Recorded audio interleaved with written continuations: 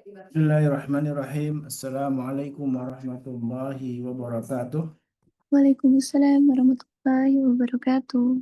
Waalaikumsalam Alhamdulillah warahmatullahi wabarakatuh. nahmaduhu wa nasta'inu wa nastaghfiruh wa na'udzu billahi min syururi anfusina wa min sayyiati a'malina. May yahdihillahu fahuwal muhtadi wa may yudlil fala tajida lahu waliyyan mursyida.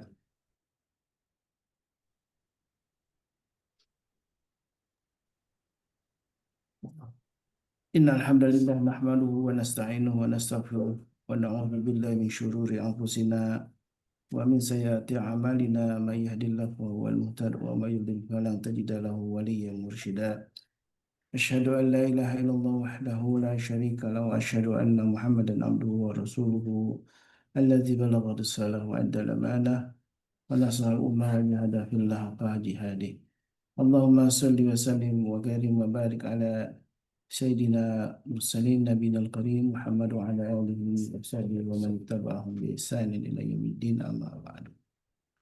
Alhamdulillah wa syukurillah, mari sama-sama kita memuji Allah Subhanahu wa taala karena puja-puji hanya milik Allah.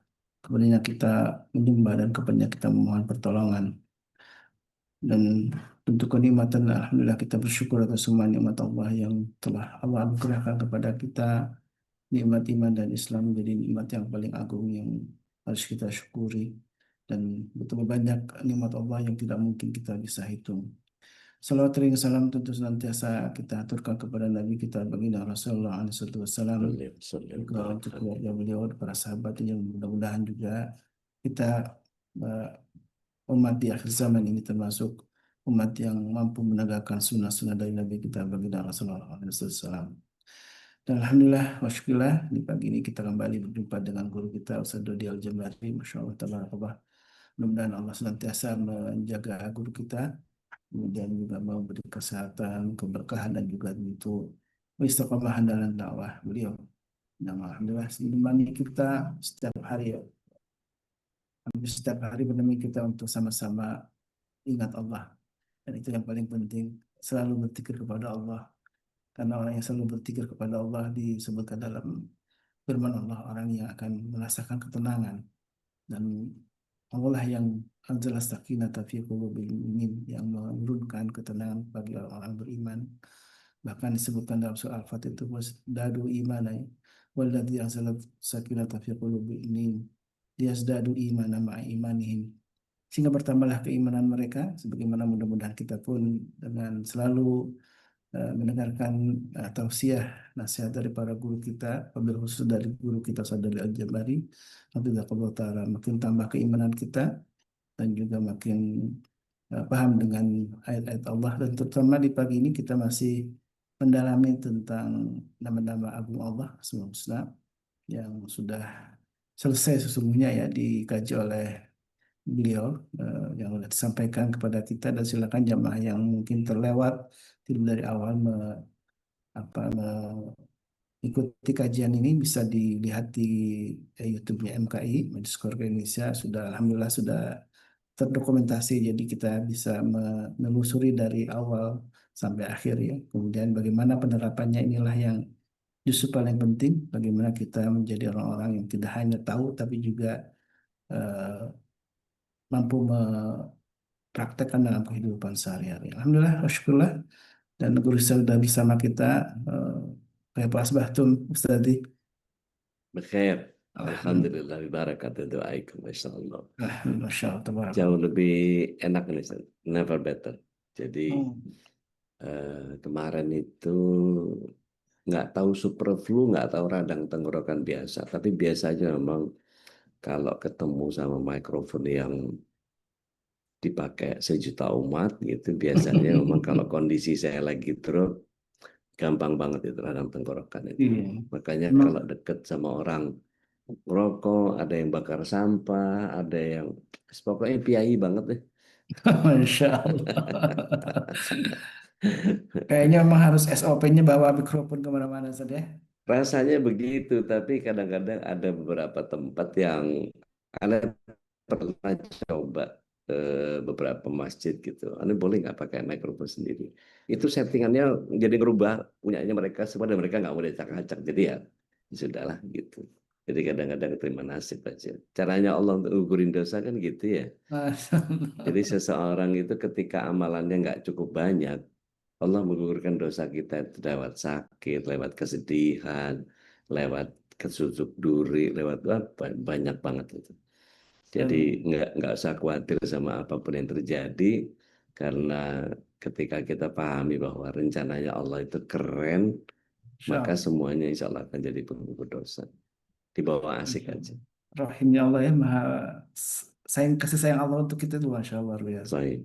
Ini apalagi dan memang kita menginginkan Allah ini kita kembali kepadanya dalam keadaan bersih ya dari dosa-dosa itu. Kemudian kita Allah wafatkan dalam keadaan selamat. Ya Amin. Rab, ya Rab, Amin. ya Rab. Baik, jemaah yang Allah, mari kita siapkan diri kita untuk sama-sama eh, menerima hidayah ilmu ya melalui dari guru kita Ustaz Dodi Al-Jambari, dan siapkan diri kita, hati kita, dan selalu mohon kepada Allah untuk membukakan hati kita. Semoga Allah terus senantiasa memberikan hidayah dan taufiknya untuk kita semua. Dan jangan lupakan sisipkan doa-doa ya di sela-sela kajian ini untuk guru kita, para pengurus MKI gitu ya yang sudah berjuang keras untuk menyediakan fasilitas ini. Kemudian juga untuk para sahabat semuanya, jemaah yang kalau Allah, jangan lupa untuk saling mendoakan. Ini doa yang mustajab saja. Orang yang ada di majelis ilmu, apalagi doa yang tidak terdengar oleh orang yang didoakan itu, masya Allah itu luar biasa itu. Dan dahsyatnya gini, Ustaz, kalau kita mendoakan orang lain itu, saya pernah dapat videonya Ustadz Ari Ginanjar, Agustian. Beliau bilang 10 hal pertama yang Anda lihat, coba Anda doakan. 10 hari pertama. Mm-mm. Jadi ketika ketemu keluar rumah itu, ketemu sama satpam, kita doakan mudah-mudahan dia sehat, ngejaga keluarganya dalam nafkah yang halal, dia diberikan kekuatan, kesehatan untuk bisa menjaga keamanan lingkungannya. Nanti ketemu tukang sayur, mudah-mudahan hasil jualannya berkah, dan seterusnya. Kita ketemu sama tukang ojek, kita doakan dia supaya, pokoknya 10 orang tuh. Karena begini, Allah SWT mengirimkan malaikat yang ketika di atas kepala kita, seseorang yang mendoakan orang lain tanpa diketahui, itu akan mengatakan, amin walaka bimithli. Masya Allah. Amin, istajib doana ya Allah, dan untukmu seperti yang kau doakan kepada orang lain. Ini amalan yang sangat simpel ya, masya Allah ya. Sederhana itu. Sederhana sekali ya. Sederhana sekali. Tapi kita kadang-kadang nggak kepikir, kita ini sering egois, Ustaz. Sering mikirin kita sendiri aja, bagaimana saya, bagaimana saya, bagaimana saya. Gitu. Padahal kalau kita mau sedikit altruis saja, Rasulullah SAW dalam beberapa hadisnya selalu lebih mengedepankan manfaat buat banyak orang.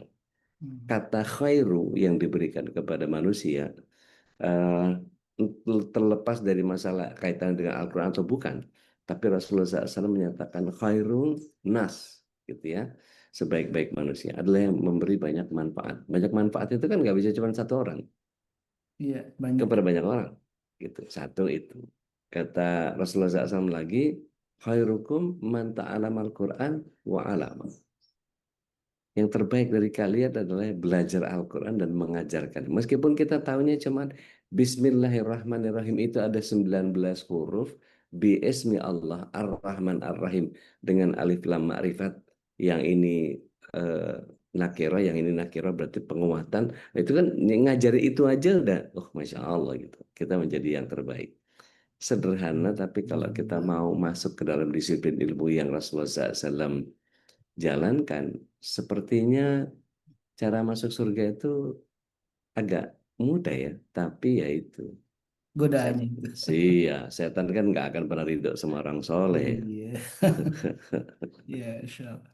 Baik, baik, insya Allah, tabarakallah. Nasihat yang membuat kita tercerahkan insya Allah pagi ini bersama guru kita. Kita siapkan dan saya persilakan kepada guru kita Ustaz Dodi Al-Jambari. Falyatafadhal mashkura. Baik, syukran, jazakumullahu khair, mata'alallah fi kulli hayatikum Amin, ya amin. Ustadzi. Bismillah. Assalamualaikum warahmatullahi wabarakatuh. Waalaikumsalam warahmatullahi wabarakatuh. Kan Alhamdulillah.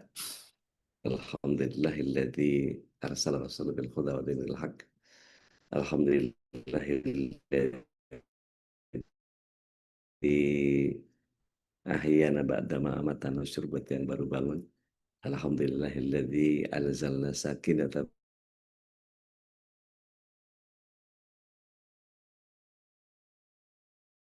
wala syarika lah, wa asyhadu anna Muhammadan abduhu wa rasuluhu la nabi wa la rasula ba'da. Allahumma salli wa sallim wa barik ala nabiyyina Muhammadin wa ala alihi wa sahbihi ajmain wa mawala wa la hawla wa la quwata illa billah. Bapak Ibu yang dirahmati Allah SWT, calon penghuni surga semuanya, ahibati fillah, dimanapun berada. Antum mudah-mudahan Allah SWT senantiasa jaga dalam keadaan sehat, waras, karena sehat belum tentu waras. Setidaknya kalau kita berpikir waras itu nggak emosian, nggak gampang tersinggung, nggak gampang bikin sakit hati orang, lisannya terjaga dan seterusnya. Dan kita mensyukuri apa saja yang Allah SWT hadirkan untuk kita. Bahkan rasa sakit atau penyakit-penyakit yang mengidap di tubuh kita, apapun itu gitu, yang resiko rendah atau resiko tinggi sekalipun, yang sampai sampai apa namanya, istilahnya dikit lagi mencabut nyawa kita gitu, pastikan bahwa itu adalah kondisi terbaik yang Allah SWT hadirkan untuk kita, dan kita diminta oleh Allah SWT dalam masa sakit itu kita betul-betul berserah kepada Allah SWT dengan keikhlasan yang murni, dengan ketulusan yang luar biasa, sehingga Allah SWT akan melihat kita sebagai orang yang selamat hatinya, dan kemudian Allah SWT akan melihat kita sebagai orang yang senantiasa berusaha untuk tidak bergantung kepada selainnya. Karena satu-satunya yang bisa kita harapkan adalah Allah. Begini, saya lupa di surat berapa ya, tapi yang jelas itu kalau saya nggak keliru, surat 26, tolong koreksi saya kalau keliru, kadang kalau lupa suka nggak ingat. Ayatnya yang ke-87, 88. La yanfa'u malun wala banun illa man atallahi biqalbin salim. Bener nggak tuh? Tolong di cross check dulu. Takutnya keliru saya. La yanfa'u malun wala banun illa man atallahi biqalbin salim. Betul nggak? Ayatnya berapa, Ustaz? 8889 udah. Oh, 8889. Tapi benar 26 ya? Iya Benar. udah, Nah, betul udah. Masya Allah, Masya Allah, Masya Allah. Kumpul sama orang soleh, saling ngoreksi. Luar biasa. Jadi ayat itu 8889 di surat 26 itu eh, tidak ada manfaatnya harta dan anak. Kita mungkin bangga sama anak kita, gemoy, lucu, nanti gede dikit dia hafal Qurannya mungkin 30 juz, mungkin dia punya mungkin hafalannya, terus dia kemudian kuliah di apa namanya, di universitas yang terkenal, mungkin dia punya jabatan tinggi, mungkin dia wah luar biasa lah, eh, dahsyat lah pokoknya untuk ukuran manusia biasa. Tetapi yang Allah Subhanahu wa taala perhatikan justru hati kita, bukan anak kita. Anda punya harta sebanyak apapun, bolak-balik pergi ke luar negeri, bolak-balik jalan, kemarin liburan, hilang healing ke beberapa negara, bahkan oleh-olehnya mungkin waliyadzubillah banyak yang nggak manfaat gitu ya, bawa gantungan kunci, segala apa tempelan kulkas lah, apa segala macam gitu ya. Itu jadi bagian yang eh, Allah SWT ternyata nggak lihat itu semua. Tapi yang Allah lihat bagaimana hati kita selamat. Dicamkan ya, ahibati fillah. A'udzubillahi minasyaitonirrajim. La yanfa'u malun wala banun. Tidaklah ada manfaat harta dan anak. Ila man atallahi biqalbin salim. Orang-orang yang dikecualikan, yakni yang berhadapan dengan Allah nanti dengan hati yang selamat. Sudahkah hati kita menjadikan Allah SWT sebagai pusat tujuan kehidupan kita? Jadi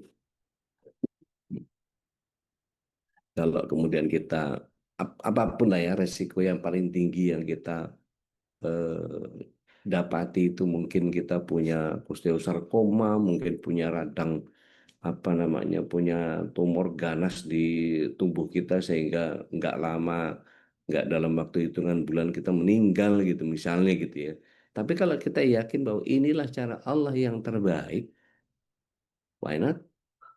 Betul. Masih ingat ya mantra ajaib yang saya ajarkan awal-awal saya ngajar di MKI? Kalau memang ini jalan ke surga, ada yang ingat? Saya ridho. Saya ikhlas. Kalau memang ini jalan ke surga, saya ikhlas.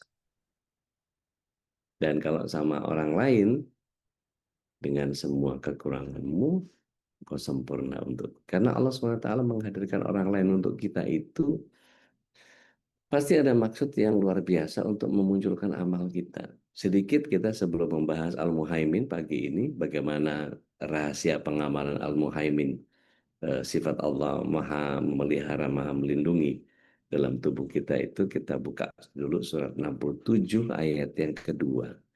Ada yang berkenan membacanya, monggo silakan, jangan lupa ta'awuz. Tafadhal, tafadhal. Surat 67 ayat Yang kedua teh. kedua ya. Enggak. Al-Mulk ayat kedua. Auzubillahiminasyaitonirrajim. Yang menciptakan mati dan hidup untuk menguji kamu. Siapa di antara kamu yang lebih baik amalnya?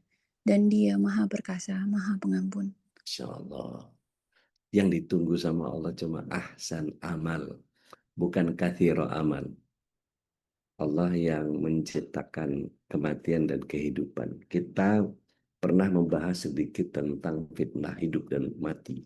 Nanti di bahasan yang lain di kesempatan yang mungkin hari Senin atau Selasa, nggak tahu. Tapi hari ini kita fokus kepada Al-Muhaimin, yang saya berharap kita semua memahami bahwa apapun yang Allah Subhanahu wa Ta'ala hadirkan kepada kita adalah sesuatu yang harus kita syukuri, semacet apapun, senyangkut apapun, sengadat apapun, serewel apapun, setidak sempurna apapun versi kita. Tapi pastikan bahwa itu adalah sempurna versi Allah untuk kita. Masih ingat ya bagaimana Allah Subhanahu wa Ta'ala menjadikan setiap kita ini sebagai pribadi atau sebagai persona yang eksklusif, yang kita sendiri bahkan menjadi sangat terkagum-kagum ketika kita mempelajari tentang apa yang terjadi pada diri kita. Begini, ada sebuah, saya lupa, mohon koreksi saya kalau keliru, Ustaz Khalis atau siapapun di sini ahibatifillah yang bisa membantu saya mencari. Ini hadis atau makalah ya. Disebutnya begini. Man arafa nafsah faqad arafa rabbah. Barang siapa mengenal dirinya, maka dia akan mengenal Tuhannya. Itu apa? Hadis atau makalah? Saya mohon dibantu Ya, cari. makalah yang saya tahu, Ustaz. Makalah ya, Ustaz? Jadi bukan hadis ya. Tapi itu maknanya dalam sekali. Barang siapa mengenal Tuhannya, maka barang siapa mengenal dirinya sendiri, maka dia akan mengenal Tuhannya. Artinya gini, kalau bahasa jahiliyahnya, gila ya Allah bikin kita kayak begini, masa iya kita nggak bersyukur gitu, bahasa kasarnya apa, bahasa jalanan ya gitu ya. Tapi kemudian kalau kita pahami bahwa Allah SWT menghadirkan begitu banyak hal yang kadang-kadang kita sendiri siap-siap nggak siap kan ya, ngedapetin sesuatu yang Allah SWT kadang-kadang kasih surprise ke kita, itu kadang-kadang kita ya kadang siap kadang nggak siap gitu. Nah ini kita penuhi bagaimana ketika berkecamuknya perang Yarmuk. Ini beliau ini mencari saudara sepupu yang sedang ikut dalam peperangan. Beliau bawa satu kendi isinya air dan menemukan dia dalam keadaan luka parah dan sangat kehausan. Aku segera memberikan kendi itu kepadanya. Ini Abu Jahm bin Hudzaifah yang cerita. Jadi ketika tiba-tiba terdengar suara merintih, maka tergeletak di dekat saudara sepupuku. Dengan isyaratnya dia memerintahkan agar aku memberikan minuman kepada orang yang merintih tersebut. Jadi dikasih, dia sudah dalam kepayahan, dia kasih tahu kasih ke sebelah gitu. Kemudian aku melihat bahwa orang ini hampir meninggal. Kemudian aku mendatangi beliau. Dia ternyata adalah orang yang berdekatan dengan orang yang dia ternyata Hisham bin Abdul Ash. Ketika aku mendekati orang yang ketiga ini, ternyata dia sudah meninggal. Akhirnya aku membawakan diri kepada Hisham. Ternyata Hisham pun sudah meninggal. Kemudian aku bergegas menuju kepada saudara sepupuku, maka ternyata dia pun sudah meninggal. Sudah mau meninggal masih mendahulukan orang lain, itu ithar ya, kayak begitu tuh, Masya Allah. Nggak mikirin diri sendiri, mikirin orang lain. Nggak kebayang sama kita ya. Kita kadang-kadang, duh gimana ini, saya begini, saya begitu. Kok saya terus gitu. Yang buat bagian orang lainnya seperti apa? Artinya ketika kita paham bahwa Allah Subhanahu wa taala berikan kebaikan dalam tanda kutip kepada kita, maka yang harus saya lakukan adalah kebaikan buat orang lain, yang mana yang akan saya persiapkan. Jadi eh, proyeknya adalah proyek bagaimana menebar manfaat buat banyak orang, karena katakanlah waktu kita sangat sedikit gitu ya. Kalau dari sisi etimologi kan menjelaskan tentang al-muhaimin ini turunan kata dari haimana yuhaiminu, yang artinya memelihara, menjaga, melindungi, dan bisa juga mengawasi atau menjadi saksi terhadap sesuatu. Artinya kalau sifat Allah yang al-muhaimin itu diartikan sebagai zat yang maha memelihara dan zat yang maha melindungi. Oke. Siapa yang mendapat pemeliharaan Allah? Nah, ini yang jadi penting buat kita. Mari kita lihat bahwa semua ciptaan Allah yang manapun dengan versi eh, keindahan dan kekurangan atau ketidaksempurnaan yang sebetulnya sempurna itu, gitu ya. Artinya gini, ada orang yang disempurnakan oleh Allah dengan kecacatannya. Beberapa hari yang lalu saya posting video orang yang buntung tangannya, dengan terampil dia dan dia ngurus anaknya dua, itu tanpa mengeluh, dan kemudian dia dengan ya seperti halnya orang-orang sehat, dia masak, dia nyuci, dia dandan, dia pakai baju, dia apa segala macam dan seterusnya gitu. Itu bagian yang wow. Tidak pernah berharap kesempurnaan, tapi dia mengoptimalkan apa yang kurang dari dia sehingga dia tetap sempurna. Di mata Allah, yang terlepas dari agamanya apa, dia sudah menghadirkan kebaikan pada hidupnya. Saya di Facebook itu jadi followernya satu channel namanya Born Different. Bapak Ibu nanti ahibati fillah boleh coba cari Born Different itu kayak apa. Itu isinya orang terlahir cacat semua. Sehingga saya betul-betul melihat bahwa oke, I'm not that good gitu. Mereka punya hal yang kayak begitu aja luar biasa gitu. Bagaimana judgmentalnya orang terhadap dia, bagaimana omongan orang, bagaimana bullying, bagaimana itu apa segala macam. Dan dia tough, dan dia berhasil sampai dewasa, bahkan tidak sedikit yang jadi eh, apa namanya, jadi motivator ya, seperti Nick Vujicic gitu ya. Bapak Ibu kalau cari nanti Nick Vujicic itu siapa gitu ya, dia buntung kakinya, buntung tangannya gitu, tapi perenang yang hebat gitu. Gimana ceritanya, seru tuh. Bahkan dia apa namanya, dalam beberapa presentasinya dia dihadapkan di satu meja gitu, terus dikelilingi sama anak-anak pelajar biasanya gitu ya. Dan dia mulai menyampaikan bahwa bahkan Anda nggak punya tangan, nggak punya kaki pun Anda tetap dianugerahi oleh kebaikan-kebaikan yang datang dari Tuhan. Itu luar biasa buat saya, gitu. Dan banyak lagi sederet nama yang menjadi sangat luar biasa. Eh,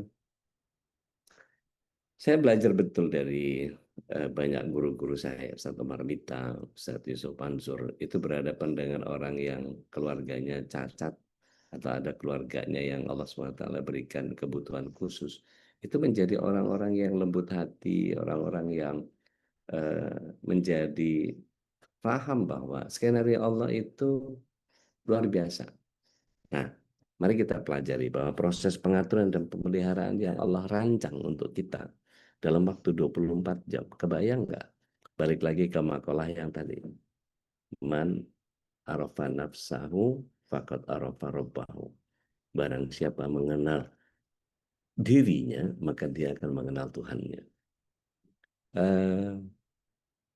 Bapak Ibu yang dirahmati Allah SWT, sedikit kita sama-sama membuka surah At-Tariq. Surah At-Tariq itu surat berapa? 80 berapa? Kok lupa saya? Atau 90-an? 86 udah. 86, oke. Benar. Kita buka 7 ayat pertama yuk. Gantian 7 orang seru nih.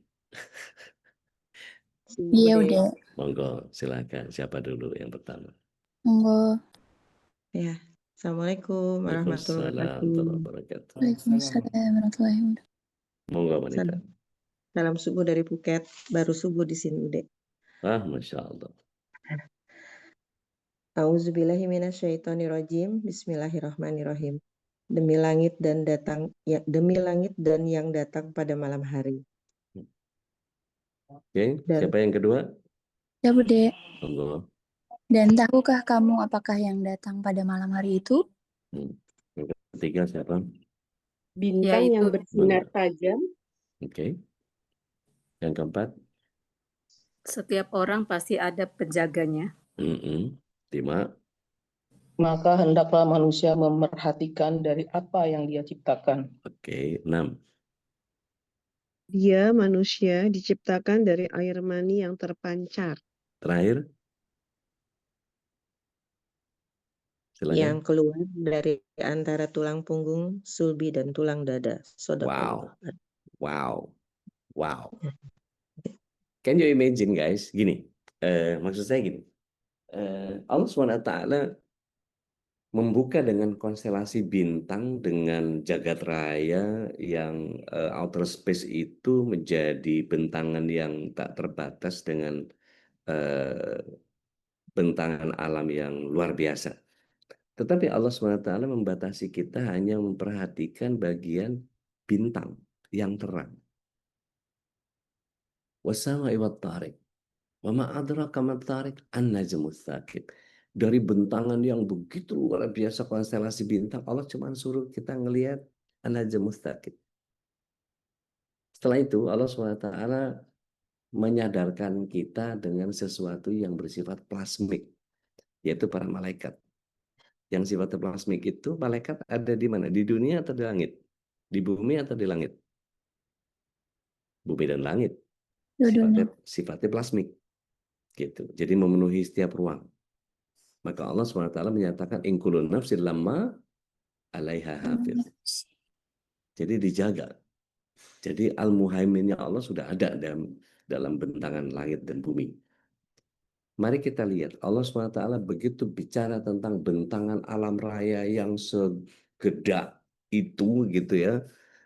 Terus tiba-tiba Allah SWT mengerucut dari sesuatu yang sifatnya makrokosmik terus dikerucutkan kepada sesuatu yang sifatnya mikrokosmik. Falyanzuril insanu mimma khuliqa. Dan perhatikan bagaimana manusia diciptakan. Ternyata manusia diciptakan dari air mani yang memancar. Mohon izin, kita udah pada gede semua nih. Jijik sama air mani itu. Kalau sampai ada yang berceceran gitu ya, ini bukannya ngomong jorok, tapi bicara tentang bagaimana penciptaan manusia itu memang dari air mani yang menjijikkan. Yang Allah SWT sendiri nyatakan di ayat itu.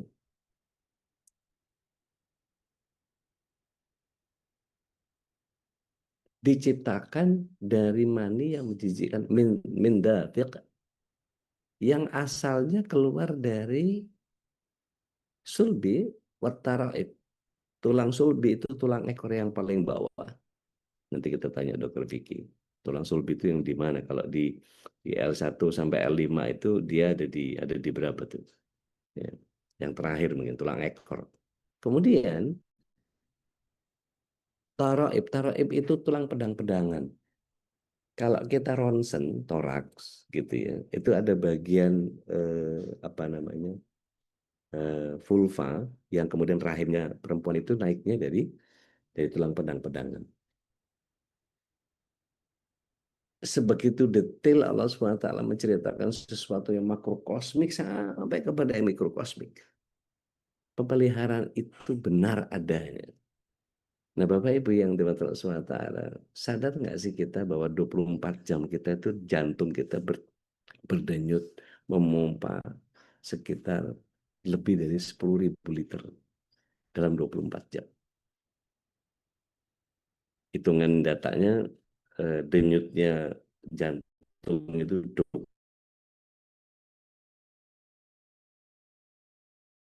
duk duk duk duk dalam 24 jam. 2.400 galon. Saya nggak tahu nih, Masya Allah atau Subhanallah itu. Kalau sudah begitu. Dan darah itu menempuh perjalanan kalau kita bentang tuh apa namanya penampang pembuluh darah kita itu dibentang semua itu sampai ke angka 168 juta mil. Masya Allah. Bahkan paru-paru kita ini membuat kita bernapas sebanyak 23.040 kali.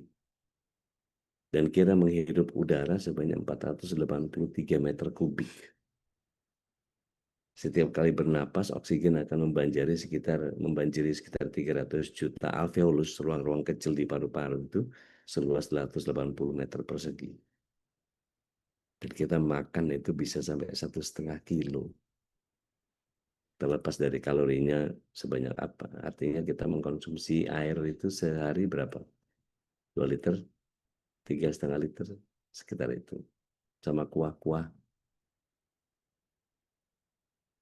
Berkata-kata sebanyak 25.000 kata, termasuk kata yang sifatnya inner voice. Gerundel atau mikirin sesuatu, ngelambarin sesuatu. Iya ya kalau digini, ini anu, gini, itu termasuk 25.000 kata. Yang terucap mungkin 16.000 di ibu-ibu gitu ya, 8.000 di bapak-bapak gitu.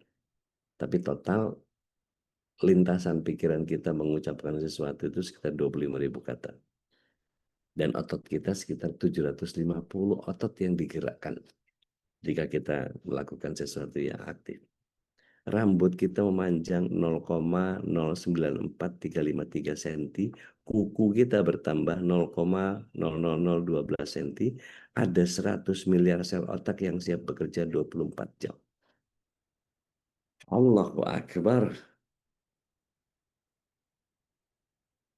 Saya nggak ngerti kalau ada orang yang nggak paham tentang apa yang saya jelaskan ini, saya nggak paham. Jadi kalau misalnya fakta-fakta yang menunjukkan betapa hebat dan terperincinya pemeliharaan Allah terhadap kita, ini menunjukkan kepada kita sebuah kenyataan bahwa Allah menciptakan segala sesuatu tidak ada yang sia-sia.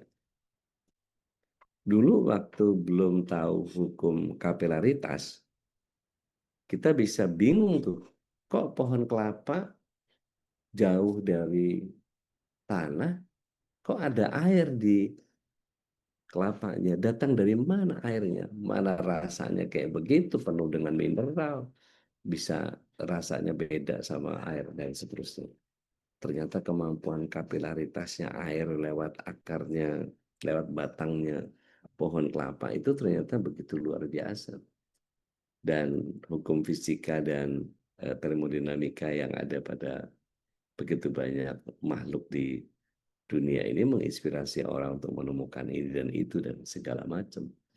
Maka kemudian kalau ada yang masih pakai kompor, saya nggak tahu. Kalau Mbak Din di Wonogiri udah pakai gas ya. Masih ada yang pakai kompor sumbu nggak? Bersihin tiap kali gitu. Ya mati ini pakai air. Orang dulu banget ya. Masih ada yang gitu nggak? Nggak ada kayak hari gini ya. Pernah Udah pada coba, Kadang pakai anglo udah. pernah. pakai anglo. Ya, Wah, kita Masya Allah. kita nyari minyak tanahnya. Iya, seru tuh. Jadi kalau pakai Lebih anglo malah cepat. kayu bakar ya yang masuk ya. Itu malah Pakai ngirit. arang.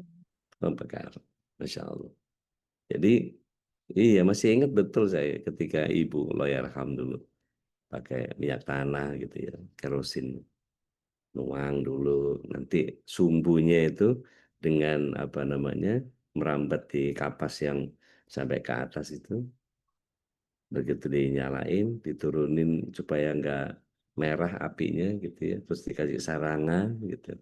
Matiin tapi gitu, nggak bisa dimatiin langsung begitu, pakai air, bes gitu, seru. Jadi keinget masa masa lalu gitu. Kapilaritas ya Ustaz. Iya, dan itu yang membuat kita menjadi paham bahwa kelapa itu bisa ada airnya seseger itu, padahal jauhnya berapa meter itu dari tanah itu. Ternyata Allah begitu dahsyat menciptakan ilmu fisika, kimia, biologi untuk membuat makhluknya mengagumkan kita. Dari situ saja sebetulnya pemeliharaan yang Allah SWT hadirkan untuk kita menjadikan luar biasa. Masya Allah pakai anglo, pancinya pakai gerabah. Sedap. Jadi pengen ke Wonogiri, saya pagi-pagi belum makan apa-apa. Oke, gini. Kira-kira dari sekian banyak penjagaan Allah SWT kepada seluruh makhluknya, ada nggak yang luput dari pemeliharaan Allah? Nggak mungkin banget kan ya? Artinya kalau kita balikin ke kita, ke pribadi kita masing-masing sebagai insan, kira-kira apa yang luput dari Allah untuk kita? Nggak ada kan? Nggak Tidak mungkin ada, ada. Ustaz. Nggak mungkin ada. Nggak mungkin ada. Karena Allah SWT memberikan kehidupan kita itu seperti yang saya bilang. Al-insan itu punya persona yang sangat eksklusif. Kita ya kita. Kalau bahasa orang Betawi itu nafsi-nafsi. Dan setiap kita itu punya ciri khas sendiri, punya tipikal sendiri. Bahkan genomik darahnya berbeda, sidik jarinya berbeda, DNA-nya berbeda, cetakan retinanya berbeda, eh, dan seterusnya dan seterusnya. Saya kangen sama Dokter Arini. Beliau udah lama nggak bareng ngaji sama kita. Beliau bisa ngecek bahwa kalau lidah itu begitu melet gitu langsung diketahui. Dari ilmu akupuntur itu ternyata saya kalau ketemu sama Sinse yang dilihat pasti lidah melet gitu. Nanti ada kuning atau putih di apa namanya, bukan bekas telur 2 hari yang lalu nggak dibersihin, bukan. Tapi ternyata itu ada ciri-ciri yang kemudian menandakan bahwa ada penyakit-penyakit yang bisa di detect, bisa di apa namanya deteksi dari eh, lidah itu seperti apa, gitu ya. Dan itu menjadi sangat wow, mengagumkan sekali. Saya dulu pernah menjadi mu'alij, terapis untuk foto retina. Jadi masuk ke satu device gitu, kemudian di scan retinanya, di scan, terus masukin ke aplikasi yang ada di kita, baru kemudian eh, dicari atau di track, di scan ini penyakit apa dan ngobatinnya pakai cara apa. Dan itu ternyata sangat sangat luar biasa dan banyak membantu banyak orang juga. Dan itu menjadi sangat sangat luar biasa. Artinya kalau kemudian Allah SWT memberikan penjagaan sebegitu luar biasa kepada kita, what will we do? Apa yang harus kita lakukan? Maka menjaga dan memelihara nikmat dari Allah ini yang kemudian menjadi bagian yang harus masuk ke dalam sebuah pemahaman kita. Mohon maaf ya kalau ada ini bapak-bapaknya berapa banyak ini nggak kedetek banyak, mungkin 5, mungkin ada Pak Abah Husairi, ada Ustadz Khalis, ada siapa lagi? Pak Wahid, Pak Pak Wahid, ada Agus. Mas Agus. Artinya gini, kami di usia 30-an sampai 40 biasanya testosteron udah mulai turun tuh. Maka libidonya jadi turun. terlepas dia gula atau bukan, penyakit ini itu apa segala macam, maka ternyata Allah SWT memberikan nikmat kepada kita supaya kita tidak terlalu fokus kepada libido, kepada nafsu, kepada bagaimana bercinta yang jadi fokus, tapi lebih kepada jatuh kepada kenikmatan ibadah. Yang kalau kemudian itu juga ibadah gitu ya, bercinta dengan pasangan itu juga ibadah. Tapi maksud saya sudah bukan itu lagi fokusnya. Yang kemudian bahwa kemudian itu Ahmad Albar sama istrinya beda 37 tahun masih punya anak. Iya, itu kemampuan gitu ya. Itu kemampuan. Bahwa kita masih bisa begitu, saya nggak tahu jamunya apa gitu ya. Artinya ketika testosteronnya memang sudah mulai turun dan kemudian tidak produksi sendiri gitu ya, kita harus menjaganya dengan kondisi di mana olahraganya mungkin, jalan kakinya mungkin, atau apalah gitu ya, menjaga asupan makanan dan seterusnya. Tapi fokusnya sudah bukan itu lagi. Allah mendesain tubuh kita untuk mulai kekurangan ini dan itu dan apa segala macam, tidak hanya testosteron. Allah SWT ingin memberikan satu kesempatan kepada kita. Coba kita tanya para senior. Biasanya makin sepuh, makin sedikit waktu tidurnya. Benar atau benar? Benar katanya Ude. Iya, Ya, gitu. Ude. Makin sepuh, makin sedikit waktu tidurnya. Supaya apa? Supaya banyak ibadahnya, banyak tilawahnya, banyak sujudnya, banyak apa segala macam. Saya udah susah sholat, Ustadz. Nggak apa-apa, sambil duduk juga boleh. Gitu. Saya udah susah ngerjain ini itu, nggak apa-apa, sambil berbaring juga bisa. Gitu. Nggak ada halangan kok. Gitu. Bahkan di dalam surat 3 ayat yang ke-190 dan 191 itu Allah SWT justru mengajarkan kepada kita qiyama wa qu'uda wa ala junubihim. Mau berdiri, mau duduk, mau berbaring silahkan selama ingat dirinya kepada Allah SWT dalam konteks tafakur yang benar. Gitu.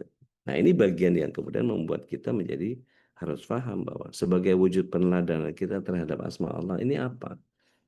Kita pahami ilmunya dan kemudian kita masuk ke dalam sebuah pemahaman yang tubuh kita adalah tubuh yang makin rentan, yang harusnya dijaga tetap sehat, tetap kuat. Maka saya nggak tahu siapa yang jadi anggota senam jantung sehat.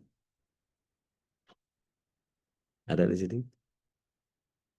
Memeluk bulan, mendorong langit, apalagi itu, membelai angin, lebih ke tai chi sih itu, gitu ya. Tapi itu bagus, gitu. Buat pernapasan itu bergerak 10 menit saja udah, dan otot itu jadi terjaga betul, gitu. Belum lagi kalau kita ngelemesin badan, apa total rotasi apa segala macam. Dan itu banyak istilah-istilah yang kemudian apa memeluk bango apalah segala macam gitu. Kalau di senam jantung sehat itu kalau nggak salah mengambil dari tai chi. Seingat saya ya, karena belum pernah. Ada yang pernah ikut di sini? Pernah udah. Oke. Apa aja istilahnya tuh? Kalau boleh tahu sharing? Banyak sih, tapi itu Iya. dulu ya, udah lama.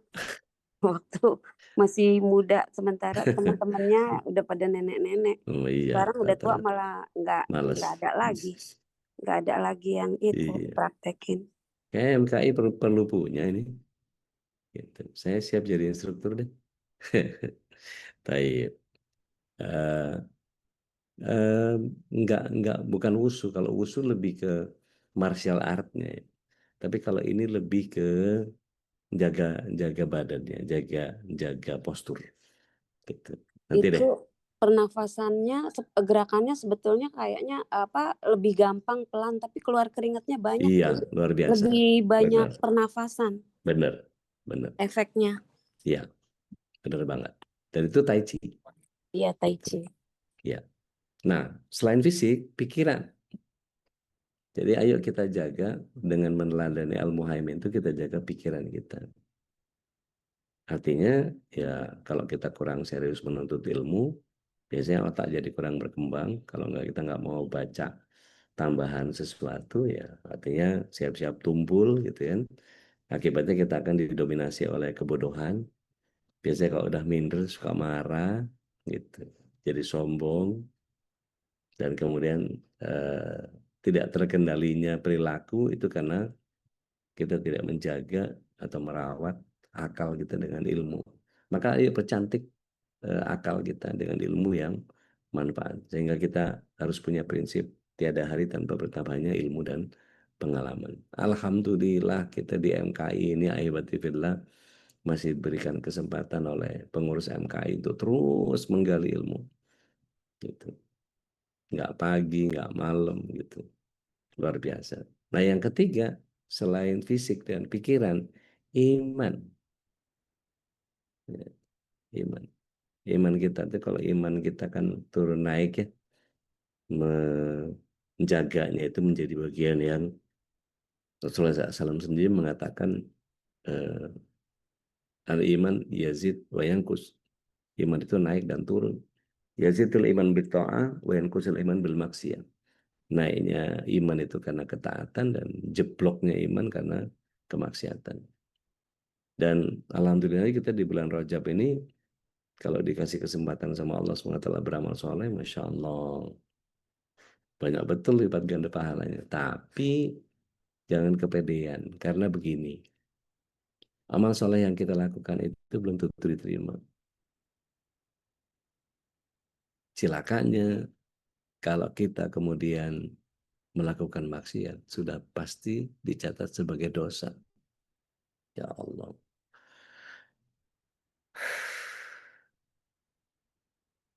Jadi kalau kita merawat iman dengan memperbanyak amal dari ilmu yang kita dapatkan dari akal tadi, karena sehatnya badan kita, setiap dapat ilmu amalkan. Karena setiap mengamalkan ilmu, Allah akan memberikan kita ilmu yang baru. Insyaallah. Nah gitu Bapak Ibu yang dirahmati Allah SWT. Jadi masuk nanti melindungi dan menolong orang lain.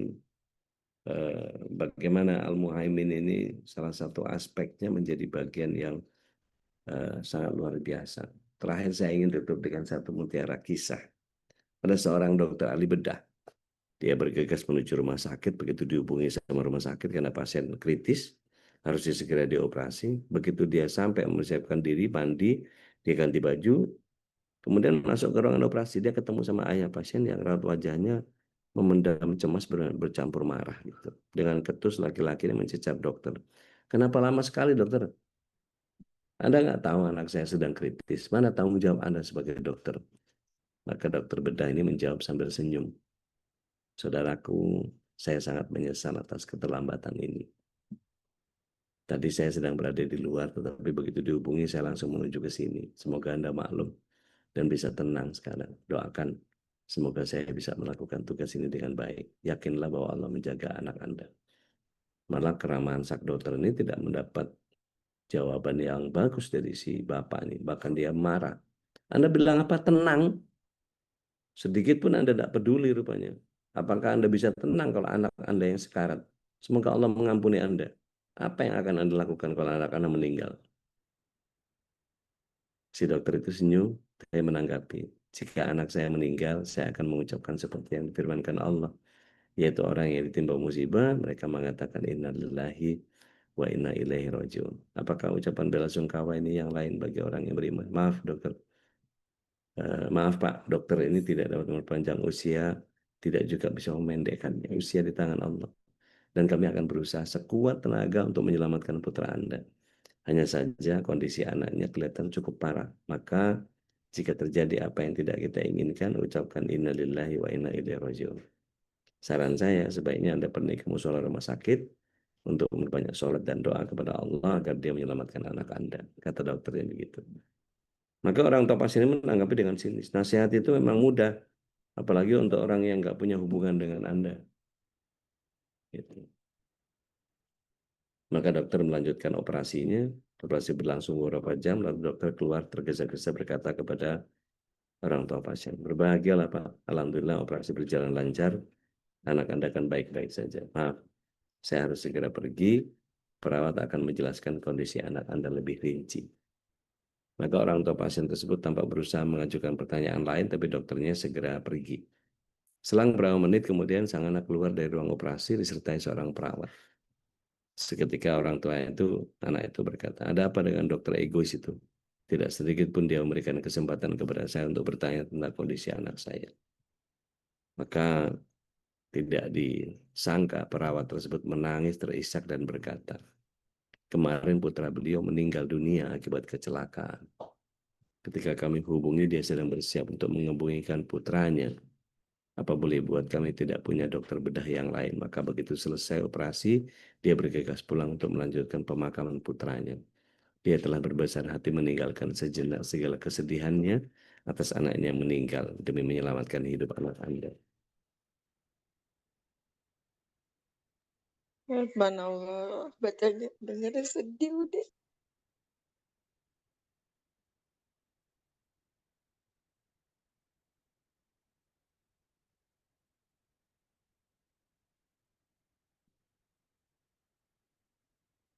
Justru karena dia tahu Al-Muhaimin itu lebih menjaga yang masih sehat, maka dia perjuangkan yang sehat. Anaknya masih bisa diterusin karena toh sudah meninggal. Tapi empatinya orang yang khawatir tentang anaknya menjadi sangat luar biasa. Jadi mudah-mudahan Allah merahmati hati yang meskipun terluka tapi tidak bicara. Dalam hadis Al-Hakim An-Nasai, Rasulullah SAW sering meminta doa ini. Ya Hayyu Ya Qayyum birahmatika astaghis. Asli sya'nikun la wa la takilni ila nafsi tarfat ain. La ilaha illa anta.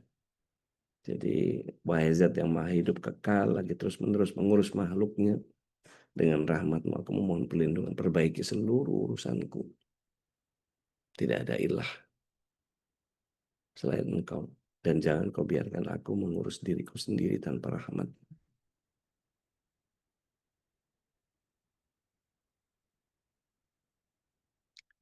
Saya kembalikan dulu ke Ustaz Khaus. Tafadhal Maskur Ustaz.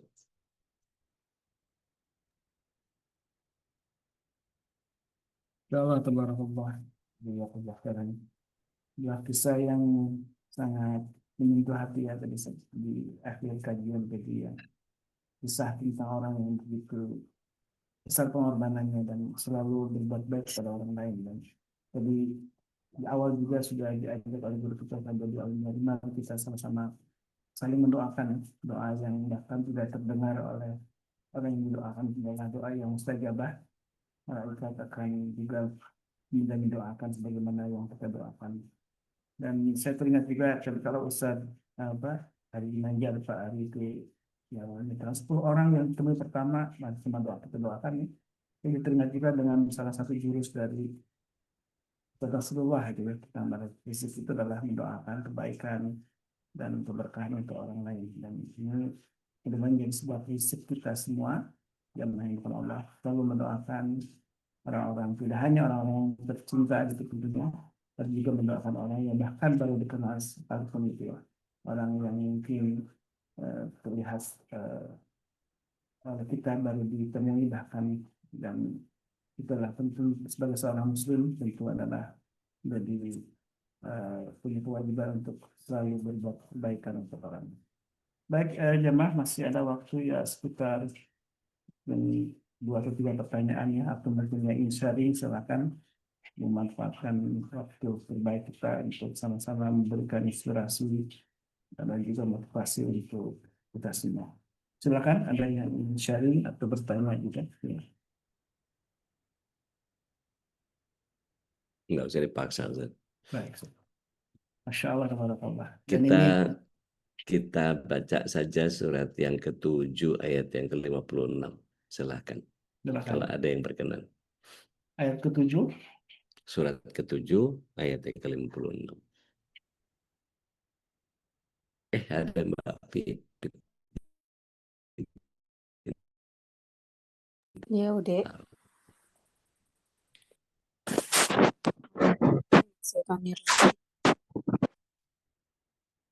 756 ya, Ude? Silakan. Enggak, tafadhal mashkura. Dan janganlah kamu berbuat kerusakan di bumi setelah diciptakan dengan baik.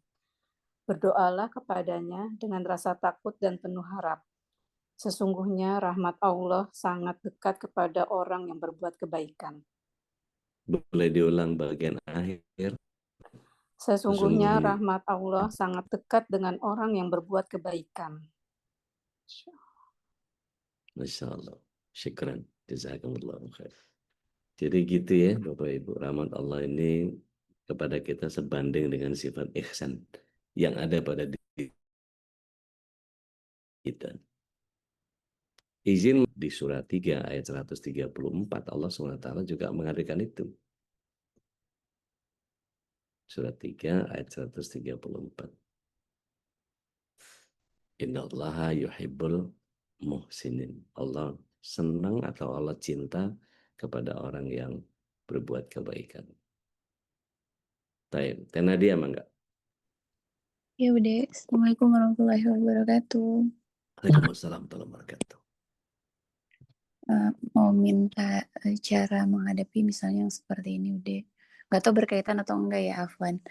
Kayak misalnya ada orang begini, saya udah bekerja keras kenapa nggak dihargai gitu. Terus atau udah dibikin capek-capek nggak dimakan. Nah itu kita sesungguhnya harus kasih nasihat atau kasih reward dengan yang seperti itu Ude.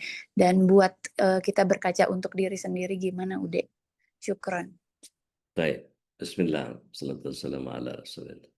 Saya jadi ingat ada jamaah di Cibubur yang pernah bertanya kepada saya. Tinggi, gede, gagah, ganteng, istrinya cantik. Satu kali dalam beberapa pengajian itu dia termasuk yang rajin dalam ngaji, tapi sorot matanya itu seperti ada dendam. Satu kali dia memberanikan diri untuk bertanya kepada saya. Ustadz izin bertanya Ustadz. Terus saya lihat matanya berbinar gitu. Tafadhal masykur, saya bilang.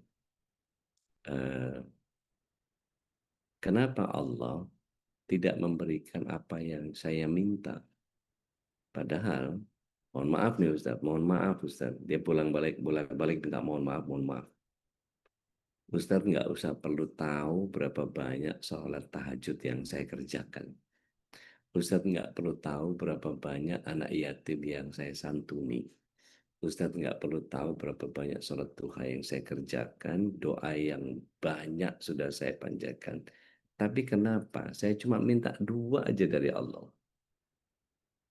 Bisnis saya lancar dan saya punya keturunan. Seolah-olah Allah tidak menjawab apa yang saya minta. Oke.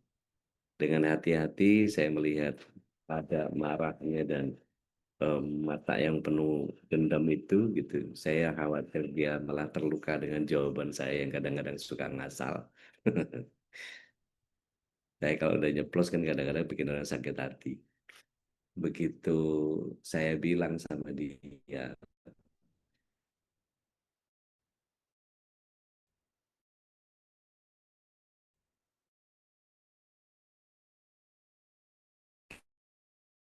kita nggak boleh menjadikan ibadah kita sebagai karena bagian saya. Seolah-olah kita membayar Allah, kita mau nyogok Allah dengan ibadah yang kita kerjakan. Saya sudah ini. Mana bagian saya?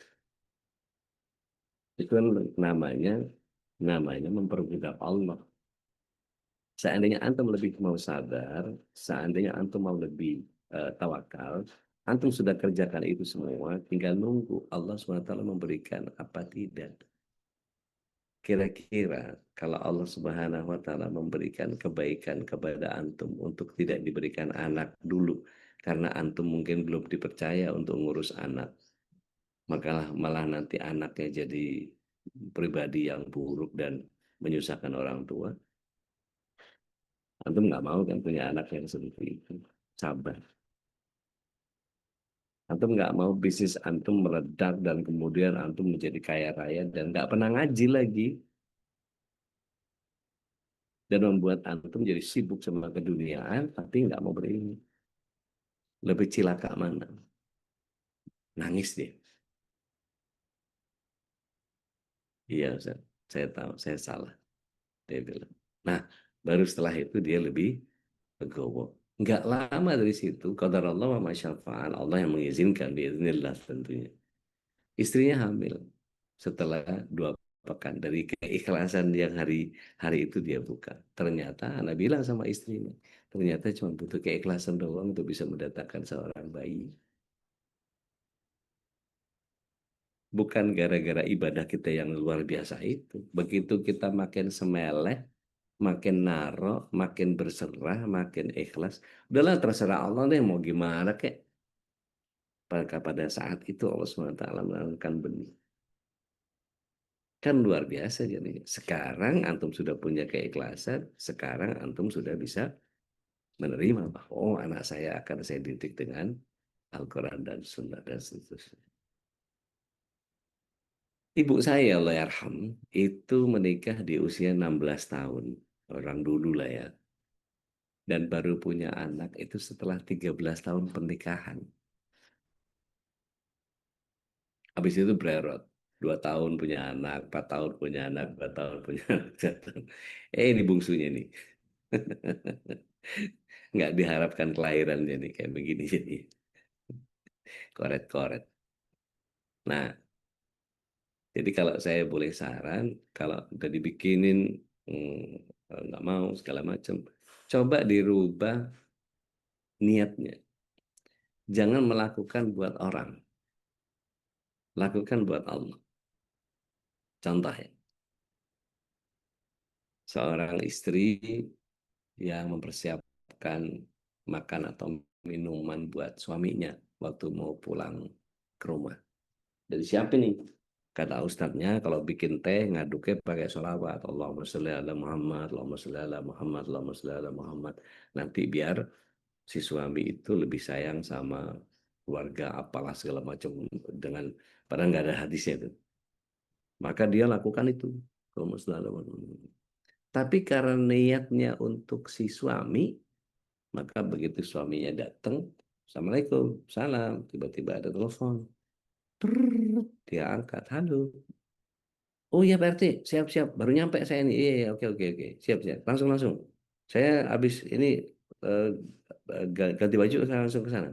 Siap-siap. Siap. 86. Siap. Waalaikumsalam warahmatullahi wabarakatuh. Bu, mau ke tempat Pak RT sebentar ada rapat ini apa segala macam. Nggak diminum itu sih. Tehnya yang dibikin pakai sholawat itu. Kalau buat istri yang temperamental, buat istri yang ngotot, yang ngeyel, yang berniat untuk menghadirkan itu untuk suaminya, jangan tinggalkan rumah ini sebelum diminum. Bawa kalau perlu. Karena tujuan dia adalah suami yang minum itu. Seandainya dia paham bahwa diganti niatnya, saya melakukan ini untuk suami saya karena Allah. Saya lakukan ini untuk suami karena Allah.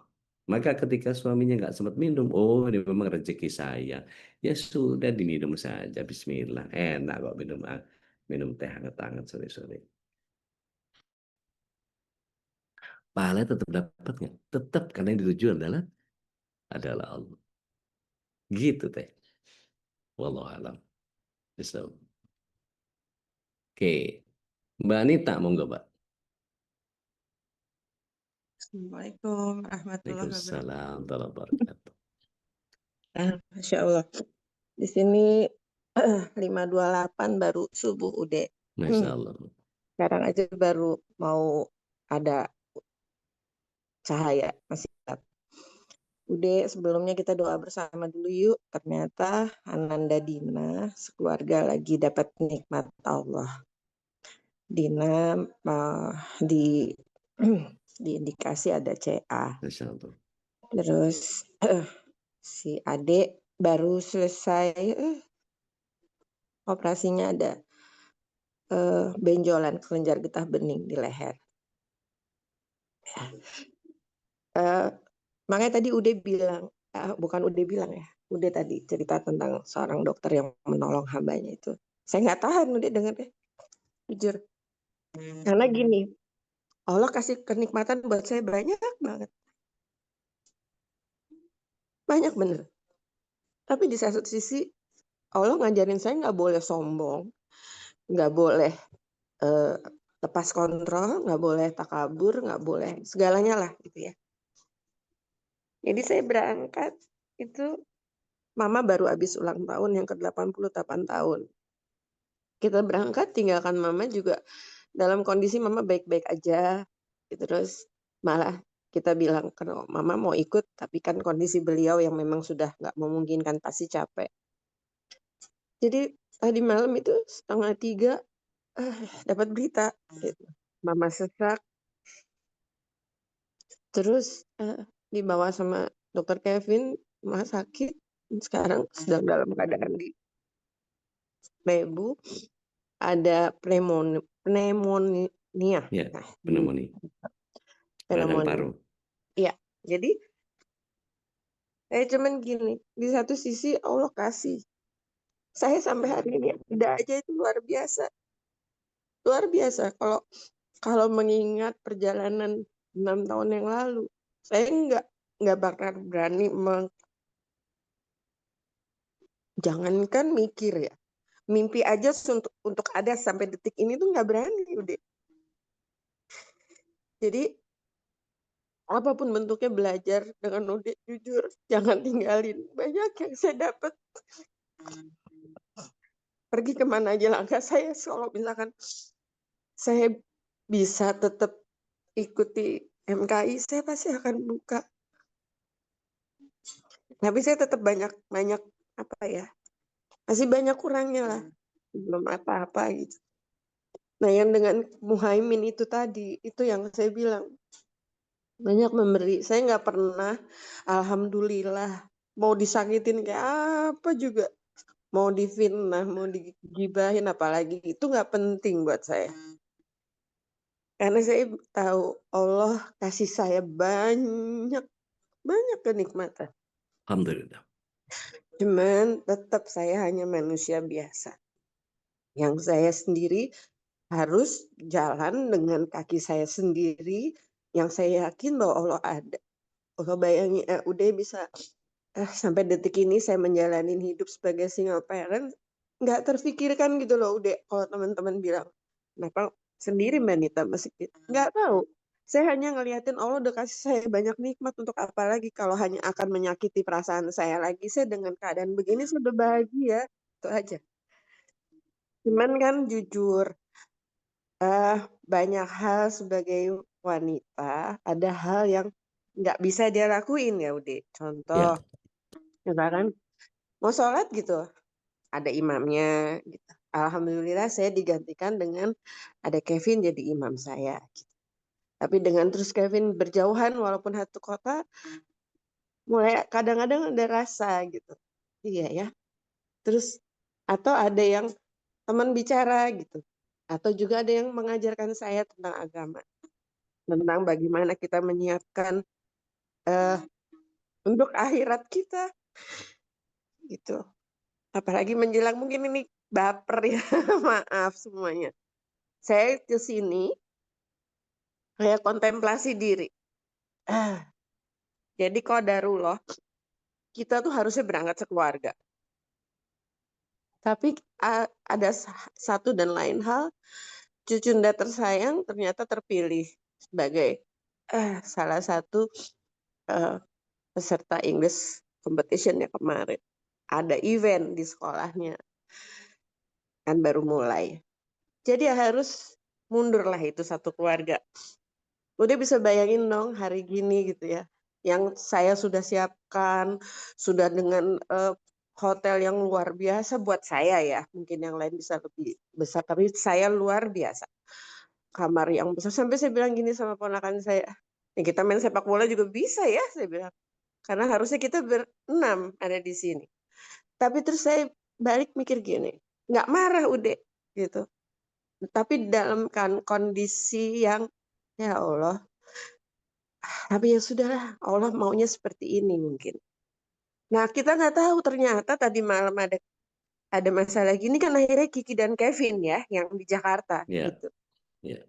Tapi udah bisa bayangin, nah di sini juga nggak jadi kayak gini loh, udah kayak Allah bilang kalau saya mau, ini kan kita mau happy gitu ya, tapi Allah Ya. kaki saya kayak dicangkang gitu, jangan keterusan ya, nih loh, Mama begini-begini, ya alhamdulillah sudah ditangani dengan baik di rumah sakit sekarang di Mayapada. Oke, Kevin sudah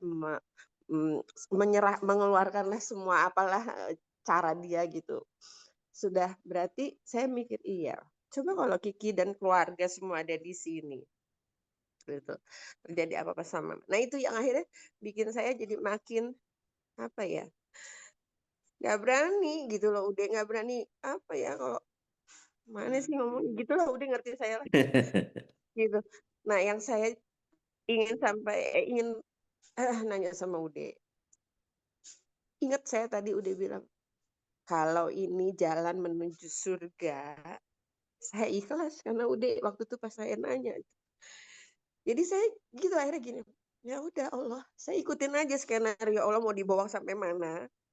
Walaupun saya yang masih minim banget gitu.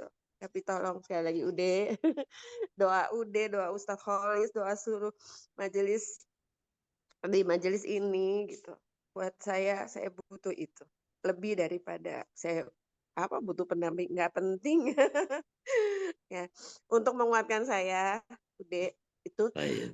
kalau cara Ude bilang gini, udah Mbak Nita begini, saya paham. Cuman maksudnya untuk istiqomahnya kayak gini nih biar saya juga tenang. Kan kalau dipikir-pikir gini, lah gimana mau liburan ya?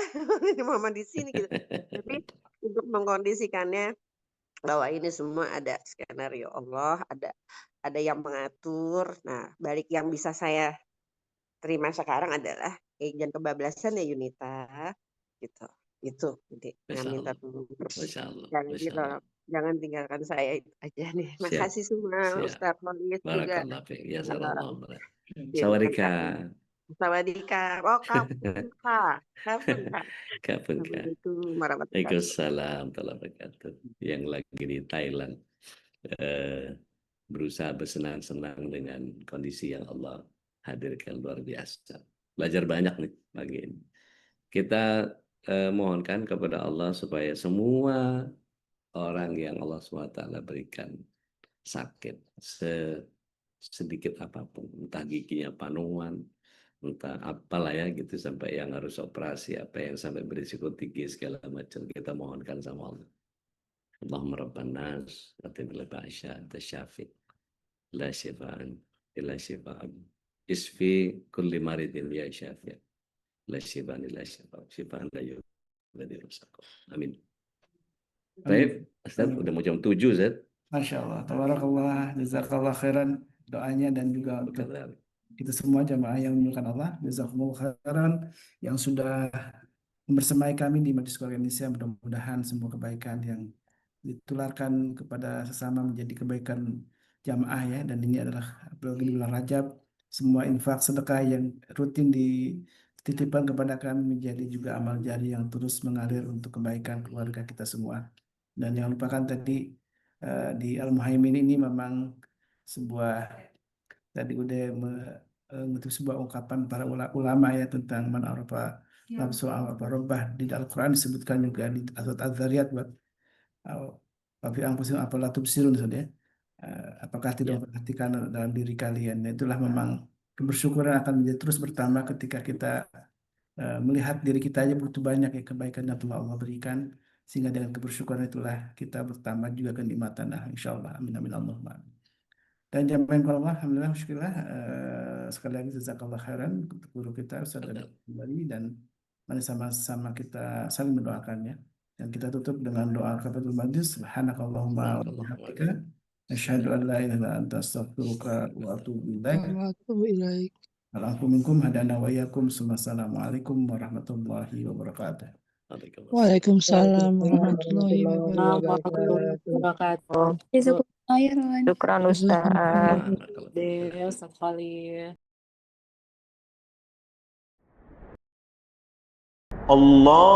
اللهم بالقرآن واجعله لنا إماما وهدى ورحمة اللهم ذكرنا منه ما نسينا وعلمنا منه ما جهلنا وارزقنا تلاوته آناء الليل وأطراف النهار واجعله لنا حجة يا رب العالمين